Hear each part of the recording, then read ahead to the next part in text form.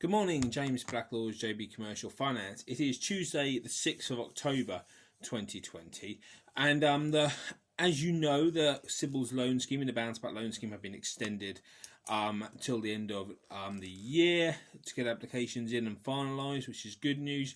But one of the things I've been banging the drum about ever since this started, and you can go back and look at old videos and you can see this, is the role of fintech and the role of alternative lenders in the government schemes. Now, initially the government schemes were rolled out and they just used high street banks effectively and the dregs of the old EFG schemes panel. As time has gone on, we've seen a large amount of fintech lenders added to the CBILS loan scheme. So Funding Circle, iWalker, Nucleus, etc. have all been added to the scheme, albeit some have stayed out, and a couple of them have been added to the bounce back loan scheme as well, with slightly mixed results.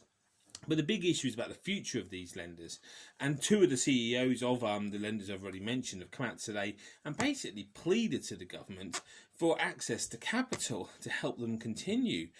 These lenders, their role over the last 5 years cannot be overstated, as the high street banks have pulled away from smaller unsecured loans, not even smaller, some of these loans range well into six figures.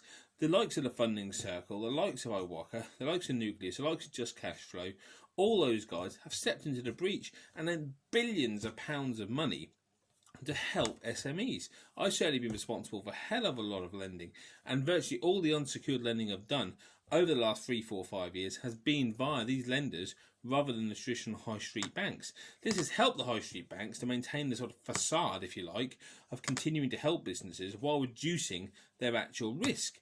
And now, unfortunately, COVID has seen a strain on the unsecured lenders' balance sheets because their unsecured debt is now in a lot of trouble, and they need to be helped to continue to support SMEs going forward. So it's a real crucial time for these guys. Can they survive post-COVID? Yes, a lot of them are shoring up their balance sheets by using the CBILS loan scheme and the government guarantees. Not exactly ideal, but SMEs' access to finance is going to be dramatically reduced post-COVID unless these lenders are back on board. So I really hope they do get some support they need. Yes, they will have to tighten their credit risk because they were doing some deals which probably were a little bit extravagant, it has to be said. But the quote here from one of the fintech lenders CEOs is, the COVID pandemic has exposed the cracks within the ecosystem of small business support. Bounce back loans managed to paper over these, but now we have an opportunity to fully address these weaknesses and give SMEs the brighter future they deserve. And you know what? That's absolutely true.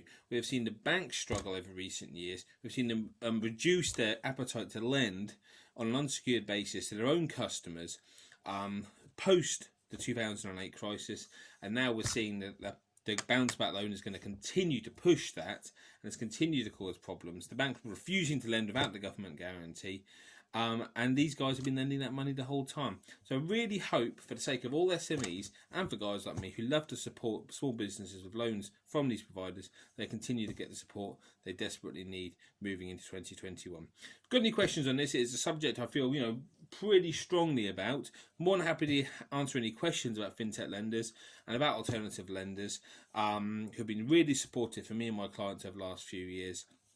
And any other questions, please put them in the comments below. Like and share this if it's of interest to you, and hopefully I'll see you again soon. Thanks a lot.